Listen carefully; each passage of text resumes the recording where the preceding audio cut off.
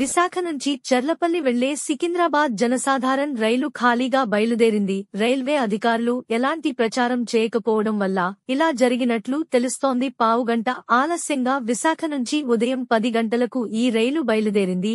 ఓవైపు సంక్రాంతి పండగ సందర్భంగా రైళ్లలో సీట్లు దొరక్క ప్రయాణికులు తీవ్ర ఇబ్బందులు పడుతున్న సమయంలో ఇలా జరగడం గమనార్హం.